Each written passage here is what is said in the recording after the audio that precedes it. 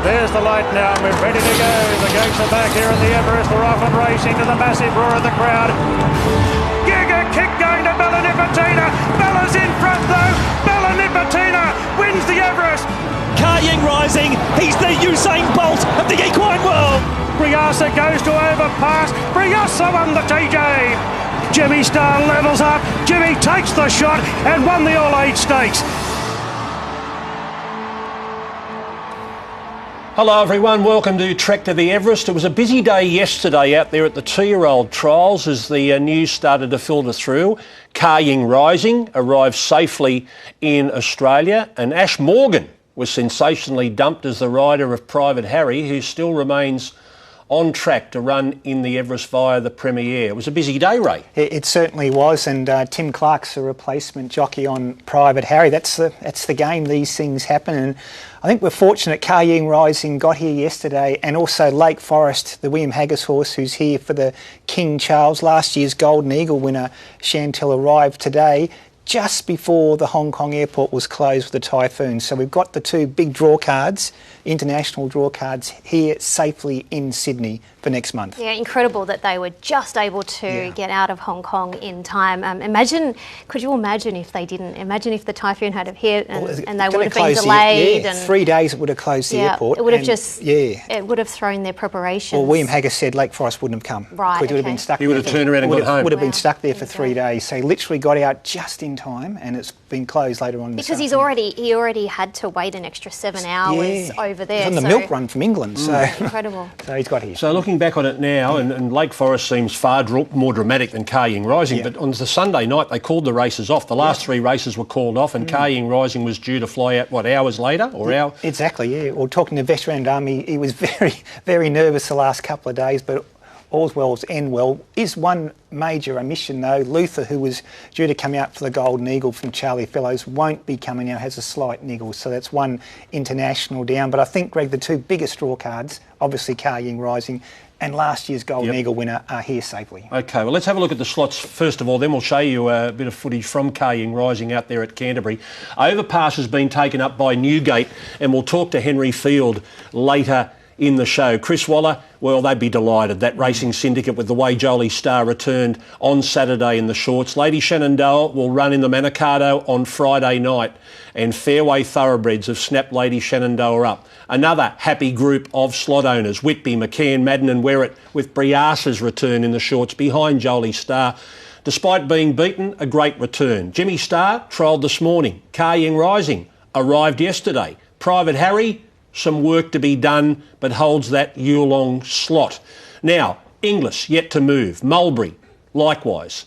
Coolmore and Godolphin, we don't have to worry about them just yet until after the Golden Rose, with Bayvarked and Tempted for Godolphin and Woden for Coolmore still in the race. Here is the market for the Everest. Kar Ying Rising, unchanged. They're not going to move him. He'll only come in through that huge liability. Now that he's arrived, he's only got to get through a barrier trial to be there on Everest Day. Lady Shenandoah, well, will her price shorten should she win the Manikato impressively? Jolie Star sits at $8 despite the impressive nature of her win, and Briasa very close at $9. Now, the one that's interesting there is Angel Capital. The moment Chris Waller came out and said, we want to run in the Everest, it almost ensures that this horse will be there, whether it be they replace Private Harry with Angel Capital, and that at this stage isn't happening. But you'd still think that Harron, Mulberry Racing, or indeed Inglis could be interested in that horse. Yeah, and Yulong probably wants to get 2 sprinters in. Yes. Right? And he was so good in the Sir Rupert Clarke Stakes, finishing 4th. We all saw it, Chantelle, he should have won. He's a real talent, and as Greg said, now that Chris Waller's put the Everest on the radar for Angel Capital, I think he'll be there. Yeah, he should have won. We know that. Actually, Damien Lane's comments were quite funny after the race. I think he came back and said something along the lines of, Pilot had a terrible time and just walked away and left it at that. So we knew, Damien knew what had gone wrong and whatnot, but the fact that he had that good run over 1,400 back to 1,200, he should be in it. 100% he should be in the race. Interesting, Greg, if Lady Shenandoah comes out and wins the Manikato on Friday night, and she is the favourite to do so, if you're James McDonald, what do? Jolly Star or Lady Shenandoah? Does he have a choice? I'm sure he'll have an input, whether he gets the final call, but you've got two mares. Lady Shenandoah showed first up, she's flying. Jolly Star was absolutely incredible. Gee, that's a tough call, isn't it? Yes, look, he doesn't really have to make the decision until... he does have to make a decision because they need to find another rider for the other one. Yeah. But that shouldn't be hard. Well, they'll be queuing up for That's either of those two mares. So. Well, you have to wait until after the Manikato. Yeah. Look, here's Kaying Rising at Canterbury at the Quarantine Centre, arriving yesterday. Flew out of Hong Kong on Sunday night, arrives in at Canterbury and really treated like a king. And he gets all those facilities at Canterbury all to himself. A couple of internationals arriving. I said Lake Forest today. They've got the beautiful course proper to work on. We know the internationals have success out of Canterbury because the facilities are so good, Chantelle. David Hayes said the only thing they haven't got that they wish they did was a swimming pool. And I said, well, you can duck down to the beach and give it. He said, nope. The less travel we do with Kaying Rising, the better. The only time he'll leave Canterbury prior to race day is for that much hyped and much anticipated October 7 barrier trial. Yeah, that's coming up quick smart, isn't it? He looks $1 million getting off the float. I'm really looking forward to seeing him in the flesh, actually, just seeing pictures of him and whatnot. He's exciting. We're excited to see him. What more can you say about him? Is he the biggest international in terms of superstar to come to these shores? He's got the most hype. I reckon he's had highest the most rated hype horse, I on think. him Yeah, that we've had some really had. good international weight for age horses, but he's probably the best. Talk about Sydney alone, to compare him with what William Haggis has brought out. Adabe and Dubai Honour were not stars in their own right. Good horses, when they but arrived not here. at this level. No way. Yeah, not as high on the international ratings, for sure. Jolly Star in the shorts. Well, there was a couple of lovely quotes about Jolly Star. James McDonald said, Zach thought he had one hand on the Everest trophy. I think I just might have taken that off him. And Chris Waller, when I said, can you beat Kaying Rising? He said, no, not at all. Tongue in cheek. Read the papers on Sunday after the Everest. Yeah, no, he's got a right to be confident, hasn't he? Both of them have. This is her out wide in the gold and black. She was wide throughout, Chantelle, but she's just such a brilliant mare fresh, particularly at Randwick on a firm deck. So the plan for her now is we won't see her again until Everest Day, except that October 7 barrier trial. So she'll go into the Everest, 4 weeks between runs? So she's right in this race. For her to do that first up over an unsuitable trip, sit wide and still let down in the manner in which she did was just... I can't wait to see her in a month's time because she'll be spot on. She wasn't spot on for that race. She was ready for it. She'd had that residual fitness from the Queensland preparation that she had, but wowee, she's a force to be reckoned with. What did you make? Sorry, Greg. I was going to say, Chantelle. What did you make of? You said Jolly Star was trained up. Briasso, I thought, was excellent running second. What did you make of the grey horse's condition and improvement factor? He had a lot of improvement to come. He was ready to. He was there to run well, but he wasn't fine-tuned. His coat wasn't 100%. I expect it to be a lot better in 2 weeks' time when he does run in the Premier, and then of course spot on in the Everest. He was really good. He was great. He just felt the pinch a little the last probably 50 metres. So he's on track, definitely. Are we being tough on Private Harry? He did. Shanny stumble at the start. He just put in a dip and then got a squeeze. Yeah. And then he had to chase. Well, we were watching the drone shot of him and you could see even 30 seconds before they jumped, he was very fidgety and you could just see he wasn't going to jump properly. And then, of course, Briassa's jumped out.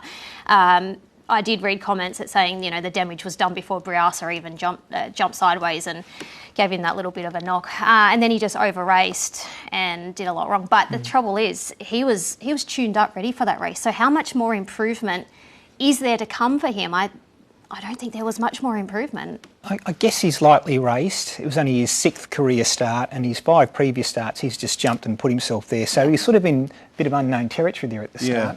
And I think over the years, Greg, we've learned you've got to give a good horse one more chance. So, look, he was disappointing, no doubt about that. And he's got to improve, but come Premier Stakes, we'll get a full picture. He needs to be fighting out the finish in the Premier Stakes to be 100%. a live contender for the Everest. Good point. Well, let's hear from the trainers. Firstly, Chris Waller. This is Chris talking to Ray last night, Ray and Corey, about Jolly Star. Just good to see her have that speed. Like, she was just totally in her comfort zone, and she turned the corner with some, like, looked like she had some confidence, dominance, and power there. And she let down in the straight and came away with a pretty good win. We know how good she is fresh, Chris, and we know she loves that Randwick course, particularly when it's firm. What are your plans now with the mare Jolly Star between now and the Everest? Ray, she just seems to run so well fresh, so that was part of the reason running here. Go 4 weeks into the Everest rather than running last week. It would have been 5 weeks into the Everest. It would have tempted us into running again. So she's dominant fresh, and we'll give her a barrier trial between now and Everest Day and make sure she's ticking over and ready to run well and fresh. Group horses. Okay, and here was Nathan Doyle straight after the defeat of Private Harry talking to Greg Pritchard. Probably disappointed on face value, but I just had a look at the replay and you dissect it down more. He was last out of the gates. He was 3/4 length slow, and he sort of knuckled in, copped a squeeze after that, and we sort of drove him through. He just wanted to get up on the chewy and just fight Ash. He's a naturally fast horse. Probably feel he'd probably be better off rolling with him, but he just didn't execute right today. He's a little bit bouncy in the gates. I said he's a little bit fresh, so naturally that run or the edge will take it off him. He'll be better in a couple of weeks' time, and I've still got faith in the horse. He just didn't execute right today.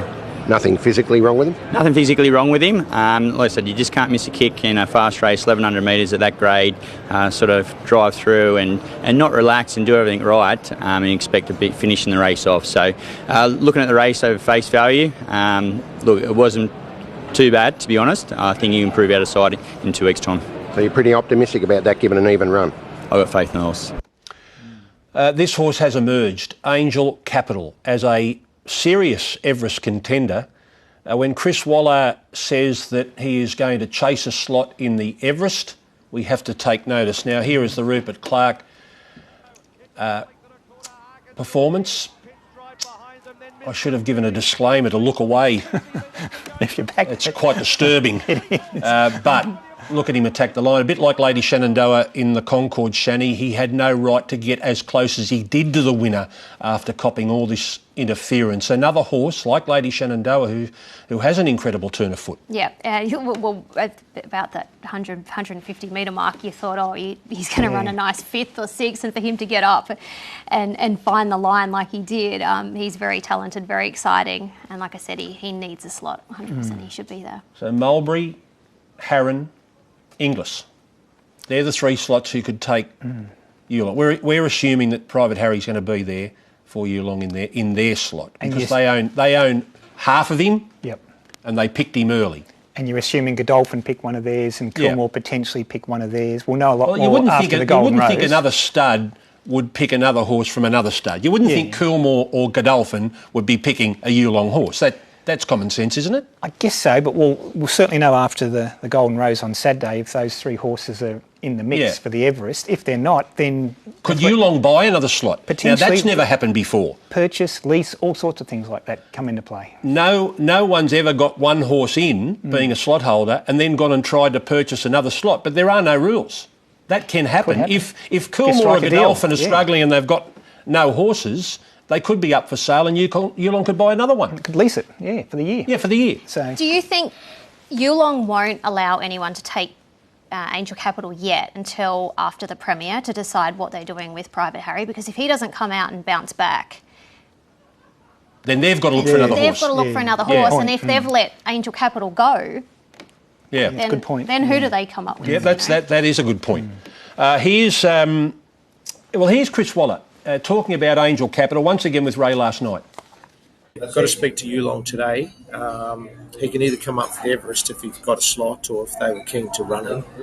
Or, there's some sort of second-tier sprint races down here and try and build his way towards a Group 1 win. I'm not sure if we'd get through to a 2-rack this prep. I think he's a bit more brilliant than a miler. I want to keep him to the short distances if we can. So, hopefully in the next few days we can work out a definite plan, but he looks a superstar on the rise. Here's a horse that's locked in, Jimmy Star for the Tab. And Jimmy Star trialled this morning at Rose Hill. Yeah, we know what this horse, how good he is, Chantelle, and that's him outside leader. His Concord run was excellent. The sectionals were very, very good. I know he only ran 5th, but we know he's a super talent. And come Everest Day, Kieran Maher is such a great trainer. He'll have him primed for the big one. This little tick-over trial has him ready to go. If they want to go to the Premier, that's the option, or maybe they go fresh. But at this stage, looks like he'll be lining up in the Premier on Epsom Day. I don't even expect him to come out and win the Premier. I think that'll just be another nice tick-over run for him, and he'll be trained up to perfection to peak in the Everest. They've got no... There's no worries. He's ticking along nicely. Yeah, he's ticking along nicely. He's doing everything he needs to do, and he'll be right come grand final day. Yep. Is Inglis getting closer to selecting a horse? Here's Sebastian Hutch from Inglis talking with Greg Pritchard. Sebastian Hutch, another week goes by in the Everest. Are you closer to nailing a horse? Yeah, we're getting close, I think. We've had conversations with a few different people, a variety of different options at this stage, which makes it interesting. But I think we're getting close, hoping that we'll be in a position to formalise something next week. Obviously, you were one that was very keen on Lady Shenandoah, like others. That's gone now, but you obviously had others you were looking at closely as well. Yeah, we've been... I mean, you spend the whole year tracking prospective horses for it, and I think the thing that makes the race such a good spectacle is that the landscape changes so frequently. I mean, there are horses emerging as candidates all the time. There'll be horses that emerge as candidates this afternoon that we might not necessarily have considered. So we're trying to keep as open-minded as we can. It's going to be a super competitive race. I mean, there's no disguising that. But I think we're weighing up what we think are some good options, and hopefully we'll have something agreed by next week. And what about the 3-year-olds? 2 3-year-olds have won the Everest. The first of them, Yes, coming via the Golden Rose. The other one, Giga Kick, coming via Victoria. Now, here's the field for the Golden Rose. I must say, Ray, I was thinking more about the quality than the quantity of the Golden Rose. I had no idea we'd only end up with 9. That's a big surprise. 9 runners. But as you said, full of quality, and there's the 3 potential Everest horses, Bay Waxstraw and Barrier 2, so he'll race on speed, obviously. Chantelle, Woden in 1, be a gear change with Woden, gets blinkers on, and Tempted, the filly, who is the favourite, drawn barrier 8. It's probably not a bad barrier for her because they can find a spot, bit of cover, and then use her turn of foot. Excellent race, many different ways to look at it, 3 potential Everest horses lining up. Shani, talk to me about Autumn Boy. We're going to replay the Ming Dynasty. 60s won the race, but all the talk was about Autumn Boy. What do you see in this horse? I see a star in the making. Blinkers are going on him as well for the first time, and I believe the Autumn Sun, they put a set of blinkers on him when he won this race. Same thing, yeah. Same thing. So they're going back down that path. But I know we're taking the shine off 60s, but it was just the way the track played that day. It suited him. He was able to dictate out in front, and he skipped away. But the way he closed off this horse, that was only at start number 3. You've got to remember that. He's still lightly raced. He's a big horse. He wasn't tuned up for the run by any means, but I'd say I'm thinking he would have stripped fitter for the run. He'd be fine-tuned for Saturday, those blinkers on. Can't wait to see what he can do, actually. He's a very, very exciting horse. Here's Chris Waller talking about Autumn Boy. The boys flying the flag in the 3-year-old ranks this year. So, you can make a case for each of them. Bayvok, he's an on-speed, sort of quite an adrenaline-driven horse, but he's settling pretty well in his races, and it's a Group 1 race at his home track, so hopefully he gets the 1400. 60s, he was good, leading all the way the other day, and he'll keep them honest. Autumn Boy, he's a bit like Dad. He's going into the race with a similar profile. He's a colt on the way up and heading towards the Caulfield Guineas. We're going to put some blinkers on him, which is exactly what we did with the Autumn Sun going into the Golden Rose. And Woden, he didn't get much luck in his lead-up run and the run to the Rose, so hoping for a better draw for him, and he'll love the 1400 metres. Now to the filly Tempted in the Golden Rose, barrier number 8. Here she is winning the run to the Rose. Only Forensics has won the Golden Rose, the only filly to win. Plenty have placed, but could this girl blow the boys away? Yeah, and Forensics did win in autumn during the EI season, but we've had, I think, 4 fillies run second, including In Secret from Godolphin just a couple of years ago. Her turn of foot here, electric, wasn't it, Chantelle? She was placed in the Golden Slipper, arguably was unlucky that day. She's a dual Group 2 winner last season, and she is back in a big, big way beating the boys there. Isn't she? So she had only had one trial leading into that. I think she'd had a private jump out or something too, but I remember when we spoke to Kieran, he said it was her last piece of work. Maybe the times weren't flash, but they'd had no horse that had worked as good as she had up. I think they've got a bit of a rise down there at Bong Bong. So I'm interested to see. She had a gallop yesterday morning. How she went. I want to know how she went, if she worked as good as she did leading into that first up run. Well, she has to beat those horses again. And the only difference to this race is you add in Autumn Boy. Yeah. So she's beaten the rest. Autumn Boy's the difference, but how much have the others improved that she beat the other day? Well, she did that first up. They all had a run, remember? So they improve, but she improves. Exactly. She has to improve off what she did first up because she still she didn't look 100%. Her coat wasn't quite 100% as well, so I'm expecting to see a big improvement from her. OK. Here's Charlie Duckworth talking about Woden. How was Woden pulled up after the run to the Rose? Yeah, he's pulled up super. Another luckless run from him. He's obviously, we all know he's a Group 1 colt. It's just very unfortunate he draws wide barriers and doesn't always get even luck. So he ran home in a nice section. He broke 34 with ease and really hit the line. Jason was absolutely wrapped with him. So the way he powered through the line, the 1400 in the Golden Rose looks to be perfect. Obviously, there is external pressure when these expensive colts turn out to the races. Do you feel that pressure, or do you just block the noise out and trust the process with him? Yeah, I don't think. Look, Coolmore have been amazing to sort of handle. They've been in the game a lot longer than Chris has, and a lot longer than I have. So, look, they know if the horses aren't good enough, they're very accepting of that. So, I think. The bigger owners sometimes can actually be the easier ones to handle because they've sort of been there and done that. So look, don't feel enormous amounts of pressure. Of course, you want them to win, and you're still trying to apply yourself to your best to try and get the result for them because you know it's massive for them and it's their whole business model revolves around stallions. So there is that pressure, but in terms of making us sort of suffer under it, we're not too bad. At this stage, would you say he's an Everest contender? So we are putting, well, more than likely we'll put the blinkers on. He hasn't worked in them yet, so that could sharpen him up a fraction. I think from a soft draw, obviously he'd get weight relief in an Everest, so it's hard to say that he's definitely not an Everest horse.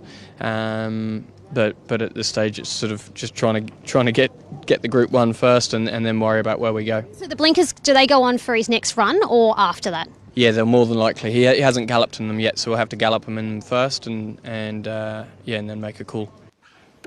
So it'll be 8 boys taking on the lone filly in Tempted, trying to become the second filly to win a Golden Rose this Saturday at Rose Hill.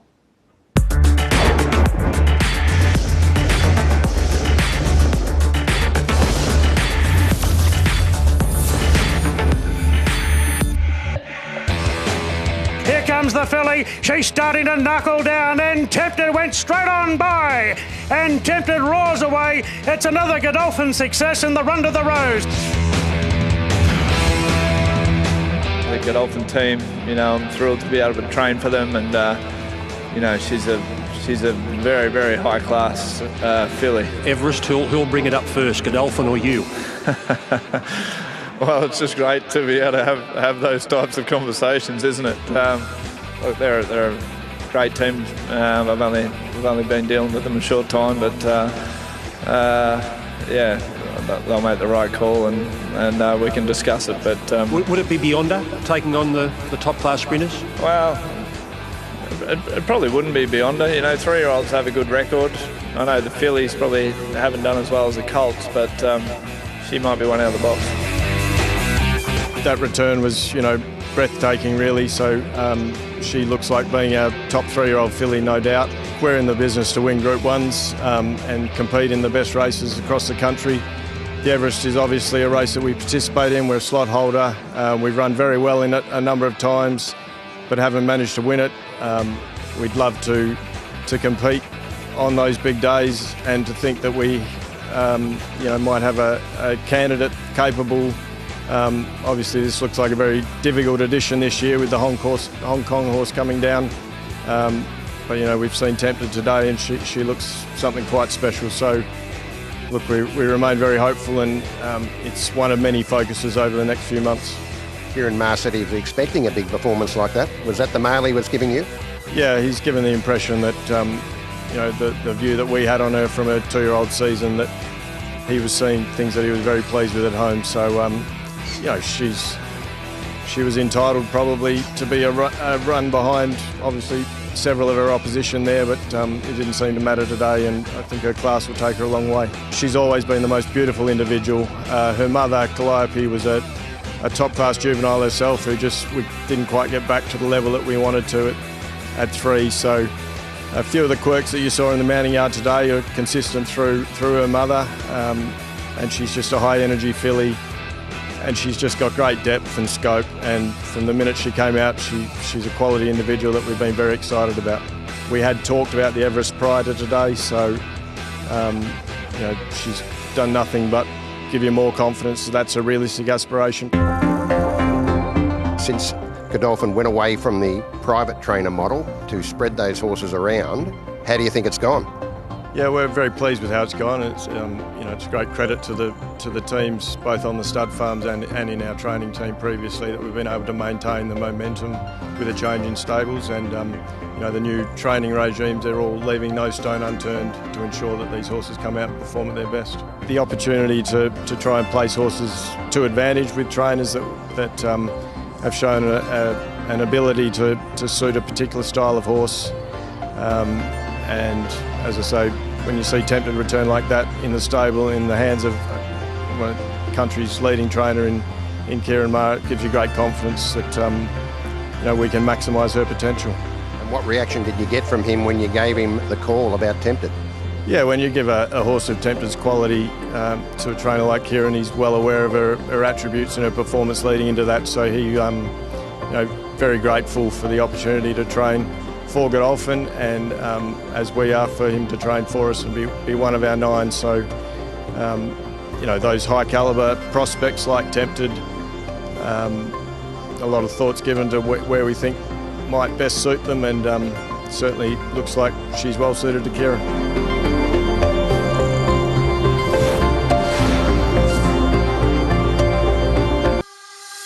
Overpass accelerates now. The afterburners have kicked in. Overpass a length clear. Going up the inside is Cold Crusher. Airman running on. King of Sparta late, but Overpass is clear in the Sydney Stakes. What a great horse he is. First up today, and Overpass wins the $2 million feature. I wonder what he might have done in an Everest, this horse. We always ask that question, Ronnie, in the Sydney Stakes, how they would have run in an Everest. The bottom line is he wasn't picked, but he was always going to run on this day, so Bjorn Baker always had him primed for a big event, and he wins his first race at Randwick. Yeah, he does, and he does it in fine style. Josh just gets on with him so well. He paces him, he knows when the days he can lead, the days he can't lead, and he was just terrific there. He was a very dominant winner. Bjorn had so much confidence in him all the way through. Yes, he's going to run for the 4th time on this very day. He ran in the 2022 and 2023 Everest, the Sydney Stakes in 24, and he's there to do it again in 25 in the Everest. Henry Field knows what it's like to win the Everest. He did it as a slot owner with Think About It, which was an amazing day for Proven Thoroughbreds and everyone else. And you're trying to do it again with Overpass and Bjorn Baker. It's a great feeling out there winning the Everest, I'm sure, to Henry. Yeah, it's a very special feeling, and very hard race to win. But we took a different approach this year. I found this year's been a very interesting year to try and handicap it to get a horse for the race. And Overpass is the horse we landed on for a number of reasons, but as much as anything else, he's a very consistent, hard, tough horse that's dynamite first up, and we felt that he was a good option for us this year. All right, well, so take us through your thought process, and I'm sure the beginning of the thought process starts with you've got this Hong Kong horse coming in. He might be unbeatable, but you've got to work your way back from him. Yes, that's exactly right. So there's probably not a huge number of genuine winning chances potentially this year in the race that had ratings high enough to put them in a winning position. Overpass is a tough old battled war horse. If you look at it, how he ran last year in the Sydney Stakes, he would have been right in the finish. He would have been right in the finish in the Everest. First time out in the TJ Smith this year, he was right there with Briasa. Know that he can run the ratings good enough to be in the picture. And to be frank, there's very few other horses that I think at this stage are live chances to be sort of top three chances on their best ratings. Henry, we just watched him win the Sydney Stakes, and of course he ran faster time than the Everest that day, and he was first up. Here he is in the TJ Smith Stakes, clashing with many of the Everest runners. He runs a very good second to Briasa.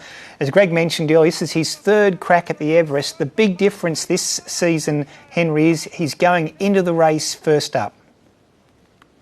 Yeah, and that's a big part of it. Bjorn was very, very keen to have the horse go first up, trying to peak first up, which is where he's dynamite first up and fresh. Scott Darby's we do a lot of business with Derby Racing. They're good people. And they really felt the horse was entitled to get his shot this year. And going into the race in such a manner that was going to give him his best chance. And I feel very happy that we've made the call to put him in. I think he'll make his presence felt. He's a on speed, fast horse, makes his own luck. And I'm certain that if he can run to his mark in either the TJ Smith first up last prep or in the Sydney Stakes first up last spring, I think he's going to be a really competitive shot. We also, the economics of the deal we were happy with. We felt that we were sort of de-risking our slot a little bit with a horse that we think can be right there going into the race as a horse that can make his presence felt. With these deals, you've got to look at them based upon the economics of how the split is and how the de-risking is versus what their likely chance in the market is. And we thought if the horses left, he was going to put us in the best spot, Shannon. Did you have your eye on any other horses, or you'd sort of been thinking about Overpass for a while? Yeah, we made a play on Lady Shenandoah, like everyone else. We certainly made a play on her. I think every slot holder did, and she's a really live chance. I like very much how the horse won the Stradbroke, and we're watching him. He'll be interesting to watch over the next few weeks. But when it came down to it, it was as much a decision on the economics of the deal as it was the horse, and I love horses that dance every dance and run consistently to a high level, and he's that horse. Henry, what is your opinion of Car Ying Rising? You watch races all around the world. You're up to date with pedigrees all around the world. It's part of your job. Is there something you can say about this horse that hasn't already been said? Is there an observation that hasn't been made? No, I think, to be honest, Everest is a very hard race to win. Doesn't matter how good you are. But based on everything we've seen, times and figures, etc., the only thing that I think will beat Car Ying Rising is himself. And it's hard to travel horses. It's hard. That's not an easy process. That should not be underestimated, especially for a horse that hasn't travelled before. So that's the risk. But he looks on exposed form a cut above. But I think that's what makes the race so interesting this year. Having a horse like him, a new line, the Hong Kong interest. I think that by the sounds of it, there's going to be swarms of Hong Kong racing fans coming down to watch the Everest. So it adds to the fabric of the race, and I think it's exciting. It's very exciting. I think I think Tempted. It'll be interesting how she runs on Saturday, but I think she's a real chance of spoiling the party if something can. Okay, a 3-year-old filly. The thing in your favour, Henry, it's a horse race. It's a horse race, and we've got a hard-knocking Group 1 consistent horse with a hard-knocking consistent trainer, and he's going to be there to run his best race first up. So we're very happy. it's been a good journey being an Everest slot holder, and I really feel he's going to give us a really good shout. And if we get that, we'll be bloody happy. All right. Good luck, Henry. Thank you. Cheers, guys. Henry Field from Newgate. When we come back, more on the Hayes family. A lot of talk about Kaying Rising. Let's turn our attention away from David to Ben after this.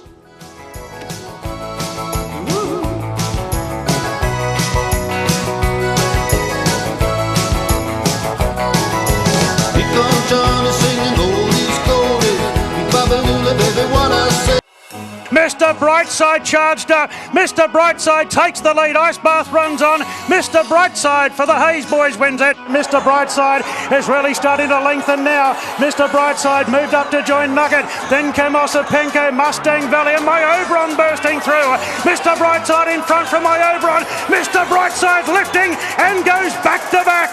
The Hayes boys came back to do it all again.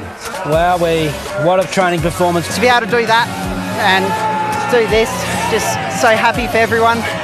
It's such a good result, and he's such a special horse for us, so I can't believe it. Well, he's everything to you boys, isn't he? He's your first of everything. He was our first city winner, first listed winner, first stakes group winner, first Group 1 winner, now our first dual Doncaster winner.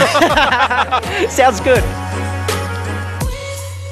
Oh, he'll always be number one. It doesn't matter how many horses the Hayes boys get, good horses, for the rest of their career. Mr. Brightside will always be number one. Ben Hayes is joining us on the show tonight. Is that true? He's definitely number one. There's no debating it. He's almost number one for Lindsay Park's history. All the great horses we've had over the years, Loosen Up, Miss Finland, Jern, Actalac, he's up there. He's won the most Group 1s, and he's arguably up there with the likes of Loosen Up. So, very special horse, guys. Does Father David agree with that summation? You would have to ask him. I'm sure you guys will be talking to him a lot the next couple of weeks. But, I think our horse, what makes him great and a champion is he's consistent. He's been around now. He's been to every spring, every autumn for the last 4 years, and he's won a Group 1, multiple Group 1s every year. And, he gets there, he arrives, and he performs. He's not often out of the top 3. So that's what makes him an amazing horse. Well, you're going to bring him back to Sydney for the King Charles, and what a special day that is going to be for the family.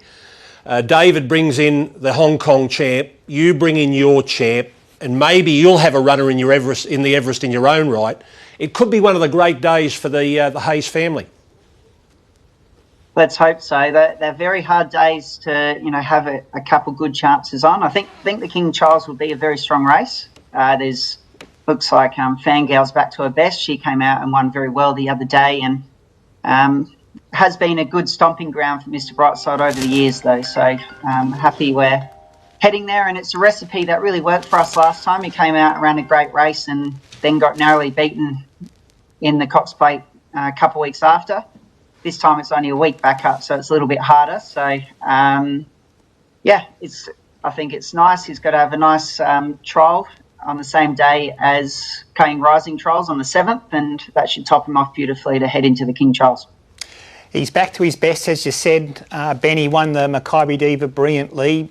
You had to bring him back from Hong Kong, which the trip didn't go as planned early in the autumn, probably the only poor run of his entire career. What happened in Hong Kong, and were you confident you'd get the champ back to his best for spring? We were. To be honest, he actually travelled well. The horse was absolutely thriving, and we just probably had him a bit too fresh on the day, and you saw in the race he pulled a bit with the blinkers left on, and he just got really fresh up there. I think we might have, he just did too well on us, and he's definitely bounced back. His first 2 runs back from Hong Kong have been excellent. He's beaten a very good field here, a lot of very good horses in behind him, and albeit it was a very slowly run race and a sprint home, but he still ran very slick sectionals. He was really strong through the line, and they all had their chance to pass him. But he just showed he's not slowing down at all. He's put in a very similar rating to he always has, and he's shown why he's such a good, tough, consistent horse, and he's one of those horses that people love to follow, and he's got a great cult following now. What's the secret to his longevity? Do you keep him out at the farm? Or is there anything you do differently with him compared to, say, your other geldings? To be honest, I think he's just very durable. He's never had a sore day while being in training. It's the only little thing he had for a couple of years. He had a bit of feet problems, but he's fully over that now. He's got joints like 3-year-olds. They're super tight, and he's just a happy horse that enjoys being in training, and he's sound, and he's bomb-proof. You could do anything with him, and he'll run well for you and never lets you down. And he loves Randwick. He's got 2 Doncasters, a defeat in a King Charles, and I mean, how could anyone have beat Pride of Jenny the day you met in the Queen Elizabeth? That race was just something beyond belief. So Randwick is his, not saying his favourite track because he seems to go on every single one, but it's right up there. It is. And that day where Pride of Jenny got really far in front, what people don't realise is we tried chasing her 2 starts before and it didn't work for us, and then they expected us to do it again. We just rode our own race, and because of that, no one else made a move, and she just got away with murder. And we had a nice little gallop and managed to run 3rd that day, and he ran very well. But the start before we tried chasing, and it was one of his poorer runs because we were chasing Pride of Jenny at her prime, and he just took us out of our comfort zone, especially out 2,000 metres. So, it was a race that people have got to talk about for a long, long time, and to be part of it, and some say the cause of it, is good. Yeah.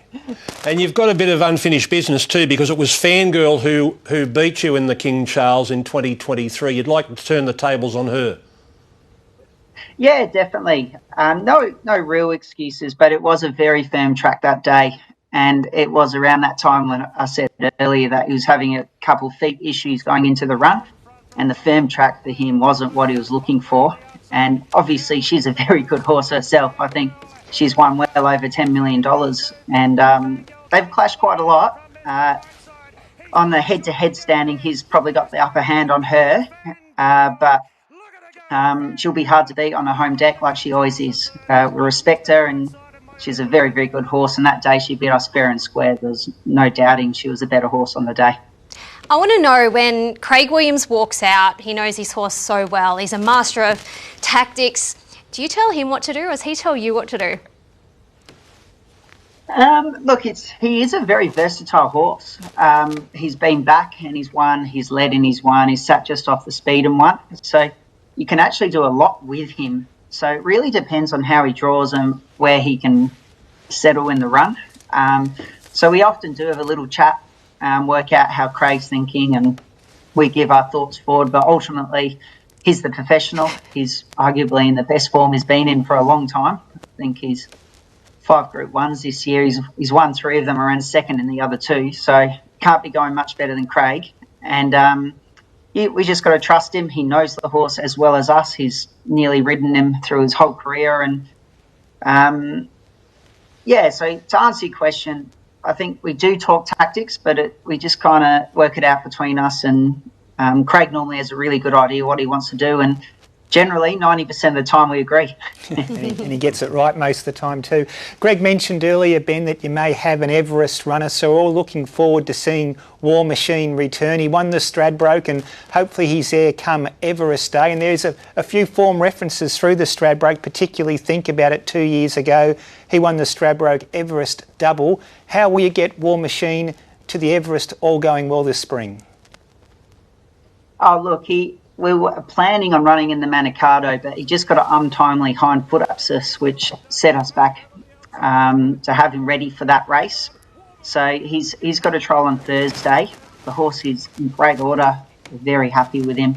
He had his first jump out the other day, and to the eye, wouldn't have looked amazing, but he was only having an easy one because he's trialling 6 days later, and he's got to have a nice strong hit out. So on Thursday, we'll get a really good guide with how he's going, and off his track work at home, and how he's looking and how he's acting, I expect him to go very, very well. He's a high-class horse. That day he was in the Stradbroke, Timmy went quite early on him, and I think if he just waited another 50 metres, and he would have won by further. He's an amazing horse, and he's very exciting going forward. So if he could get an Everest slot, they wouldn't be getting too much wrong with him. I think he's improved. He's had a nice break, and he's got that Queensland fitness on his side as well, which really helps him. Do you feel like this preparation, because I know he came to your stable last prep and then you won the 3 in a row with him, do you feel like you've got a better guide on him this time around and you're learning more about him now? Yep, definitely. He's been a horse that's been a slow mature, and we're lucky we acquired him at the right time. His first up run, where he ran second, he was really unlucky. Arguably should have won. So he could have gone through that whole prep undefeated. What we found with him is quite straightforward horse. He can get a bit strong in trap work, but he's pretty much, he does everything you want.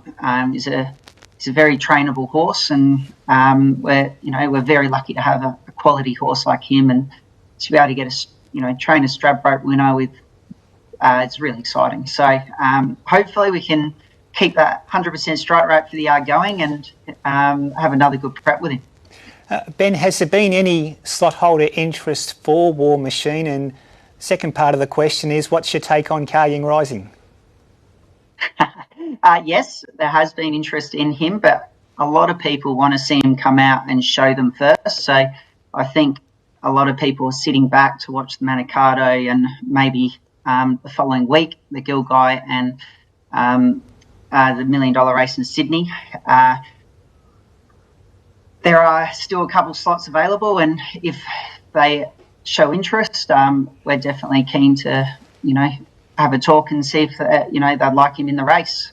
The father has a horse that looks like he's going to be very, very hard to beat in it, and he looks quite impressive. He's an amazing horse. He was actually in our system, and when we had him, he had ability as well. So didn't think he was as good as he was, but he's definitely gone new heights up in Hong Kong. Well, considering that you put the polish on Kalying Rising to make him what he is for your father, and keeping War Machine aside, let's just say he's not there on Everest Day, do you see an Australian horse being able to beat the Hong Kong champ? You're asking the father's son here. It might be a little bit biased, but off the way he races and his racing style, he in Hong Kong, they go hard, hard, hard. They just go 100 mile an hour, and I think that racing style, especially at that track, it's not a big disadvantage to be wide. He'll just jump, he'll absorb the pressure if there is. If there's not, he'll just go to the front, relax, and be very hard to beat. It's his only little negative, I'd say, if he drew an inside barrier and horses are able to cross him, and he'd have to wait for runs. But that all comes down to barrier draws, and it is racing. Horses can have bad luck, but he's pretty bomb-proof. He absorbs fast pressures, and he won pretty impressively. He ran quick time with 61 kilos on his back. And talking to Dad, he just thinks he's improved again. So if he comes anywhere near his best, he'll be very hard to beat. Yeah, earlier in this interview, you rattled off a lot of names trained by your father. He's gone a long way to say this is the best horse he's ever trained. This is extreme praise. It is, and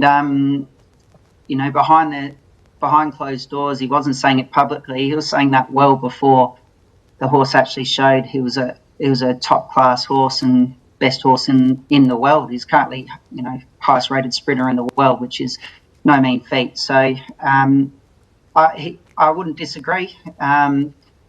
He was saying it was his best horse in his first 8 starts he's ever trained, and he's continued on from there. And he looks pretty bomb-proof, and he's an amazing horse. So he's arguably probably a bit better than Mr. Brightside, but, time will tell. It's all just an argument for another day, isn't it? Hey? Well, we'll see. Maybe they can both take big races on the one day. Glad you can be part of Everest Day with your dad. Thanks for joining us, and good luck on the road to the Everest and the King Charles. Yeah, it will be nice, guys, because the first ever running of the Everest, we did have the favourite Vega Magic, and he ran second. So hopefully we can get that elusive Everest. We've that day, I remember, it was a funny feeling. We ran second, but it was still Group 1 winning, like winning a Group 1. And then we watched the replay a couple of times. There was one that got away. So hopefully this time either us or Dad can get the result. For sure. Thanks, Ben. Thank you. Vega Magic, there's plenty of people still talking about it. Don't ask Max Whitby about it. Well, no, Max Whitby now, his mind's been taken off the fact that Vega Magic was not given a great ride. No, there was another thing that's dulled that disappointment, and that's not getting the 2-year-old of the year with Coolachi. He's got something else to whinge about now. Don't raise that one, no. He's got something else to whinge about now. Back with the Kosciuszko after this.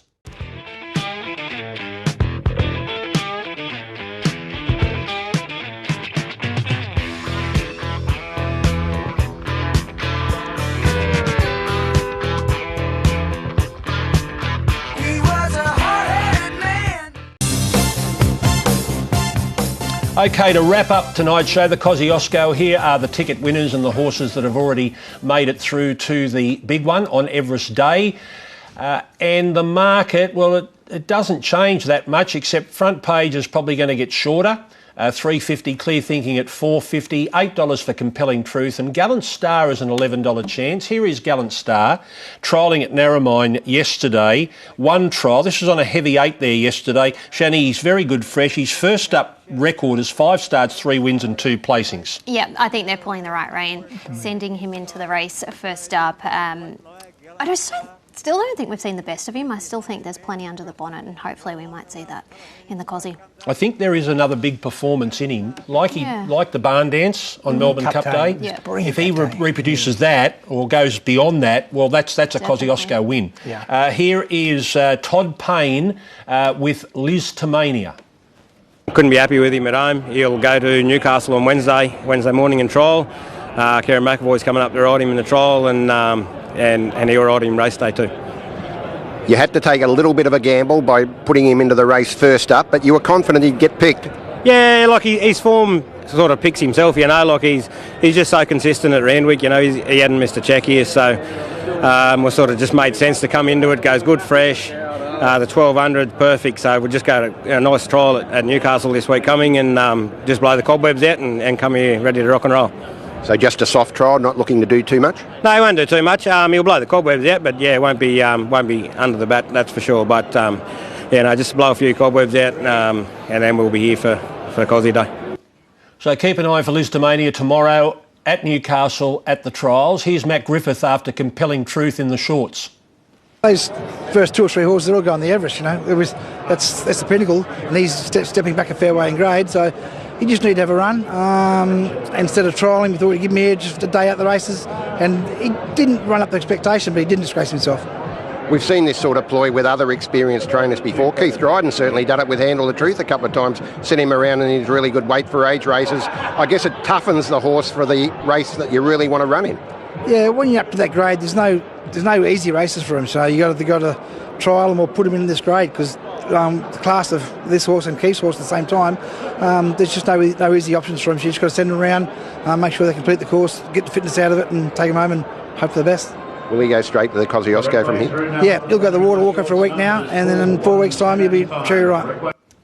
Okay, so as we end the show, we're waiting on what they'll do with Angel Capital. We wait to see Lady Shenandoah in the Manikato, and of course the 3-year-olds in the Golden Rose, if we're still to see the complete picture rate. 5 slots to go and a lot of interest this weekend. We'll know a lot more, Shani. Do you think come next Tuesday, when we're back here in 7 days' time, we'll have a better indication, or do you still think we might be in the same? We might have the entire field. Yeah. It could happen that quickly. Anyway, come Saturday, we're 3 weeks away from the Tab Everest. That has been Trek to the Everest, so it's a busy week coming up. We'll be back here again next Tuesday night. There's the light now, and we're ready to go. The gates are back here in the Everest. They're off and racing to the massive roar of the crowd. Giga kick going to Bella Nipotina. Bella's in front though. Bella Nipotina wins the Everest. Kah Ying rising. He's the Usain Bolt of the equine world. Briasa goes to overpass. Briasa won the TJ. Jimmy Starr levels up. Jimmy takes the shot and won the All-Age Stakes.